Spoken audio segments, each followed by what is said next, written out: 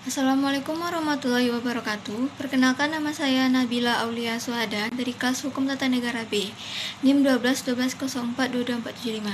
Baiklah, di video ini saya akan menjawab soal UAS Ilmu Kalam. Soal pertama, jelaskan pengertian Ahlussunnah dan sejarahnya. Arti Ahlussunnah ialah menganut sunnah Nabi. Arti wal jamaah ialah menganut itikad sebagai itikad jamaah sahabat-sahabat Nabi. Kaum Ahlussunnah wal Jamaah ialah kaum yang menganut sebagai itikad yang dianut oleh Nabi Muhammad SAW dan sahabat-sahabat beliau.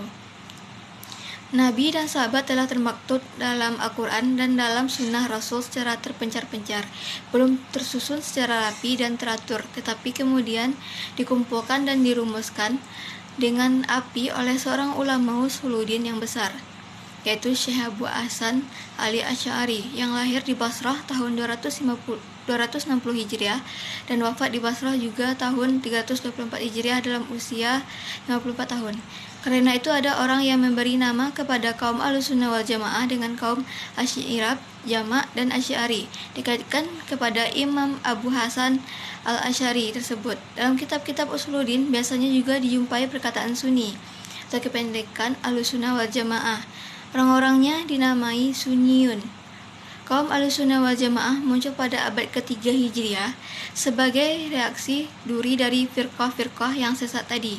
Maka pada akhir abad ke-3 Hijriah timbullah golongan yang bernama kaum Ahlussunnah wal Jamaah yang dikepalai oleh dua orang ulama besar, yaitu Usuluddin, yaitu Syekh Abu Hasan Ali Al-Fi'ari dan Syekh Abu Al-Mansur Al-Maturidi.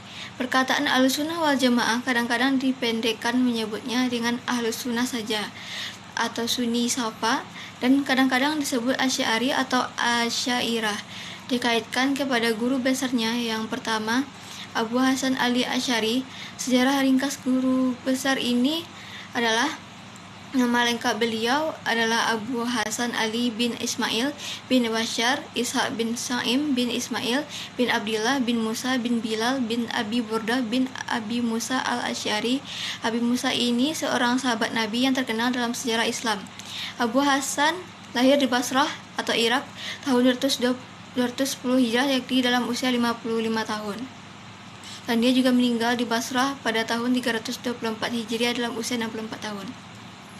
Itikad kaum Ahlussunnah wal Jamaah atau paham kaum Ahlussunnah wal Jamaah yang telah disusun oleh Imam Abu Hasan Al-Asy'ari terbagi atas beberapa bagian, yaitu 1. Tentang ketuhanan, 2. Tentang malaikat-malaikat, 3. Tentang kitab-kitab suci, 4. Tentang rasul-rasul, 5. Tentang hari akhirat, 6. Tentang qadar dan qadar.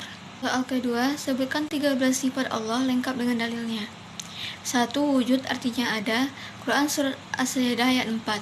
Allahul ladzi khalaqas samawati wal arda wa ma bainahuma fi sittati ayyamin summa stawa 'alal arsy ma lakum min dunihi min waliyyin wala syafi'i afala tazakkarun.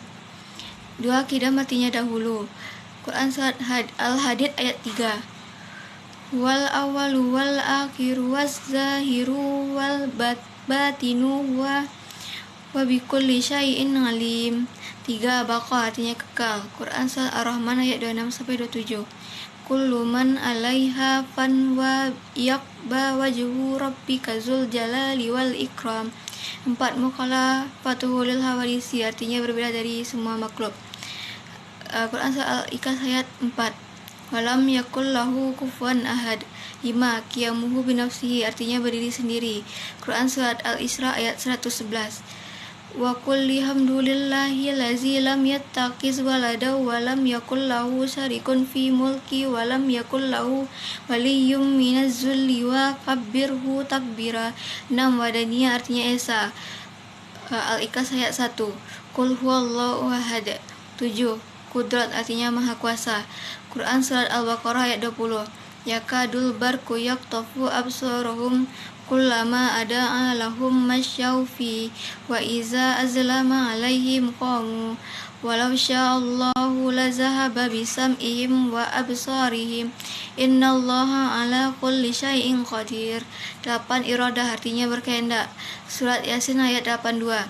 Innama amruhu izza arada syai'an yaqula lahu kun fayakun. 9. Ilmun, artinya mengetahui atas segala sesuatu. Quran Surat Qaf ayat 16. Wa laqad khalaqnal insana wa na'lamu ma tuwaswisu bihi nafsuhu wa nahnu aqrabu ilaihi min hablil warid. 10. Hayat, maha hidup atau kekal. Quran Surat Al-Furqan ayat 58. Wa tawakkal ala hayyil ladzi la yamutu wasabbih bihamdi wa kafa bihi bizunubihi ibadihi khabira. 11. Sami'un, artinya maha mendengar. Al-Maidah ayat 76. Qul atabudu min dunillahi ma la yamliku lakum darra wala nafa'a wallahu huwas sami'un alim. 12. Basar, artinya maha melihat. Surah Al-Hujurat ayat 18. Innallaha ya'lamu ghaiban samawati wal ard walahu basirum bima ta'malun. 13. Kalam, artinya berfirman. Quran Surah Al-Baqarah ayat 143. Walamma ja'a Musa limikatina waramahu rabbuhu qala rabbi alini anzur ilaik. 3. Jelaskan perkara-perkara seorang mukmin bisa menjadi kafir. Sebagai umat Islam wajib mempelajari hal-hal yang dapat menyebabkan kekafiran.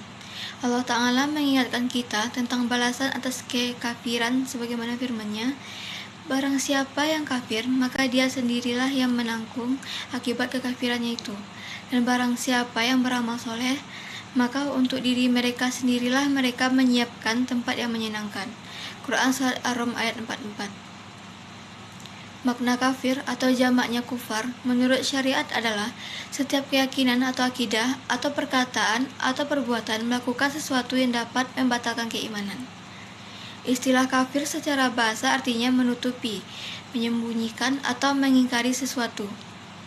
Lalu, apa saja perbuatan yang dapat menyebabkan kekafiran?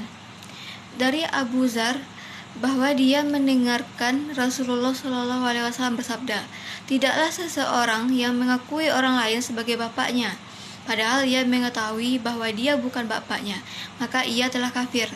Barang siapa yang mengaku-ngaku sesuatu bukan miliknya, ia bukan dari golongan kami, dan berarti ia akan menepati tempat duduknya dan dari neraka.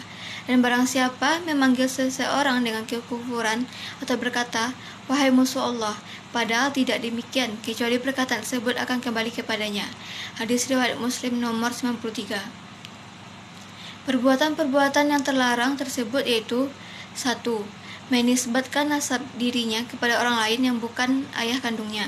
2. Mengaku-ngaku barang atau aset milik orang lain sebagai barang atau aset miliknya. 3. Memanggil orang lain dengan panggilan atau gelar kekafiran atau sebagai musuh Allah.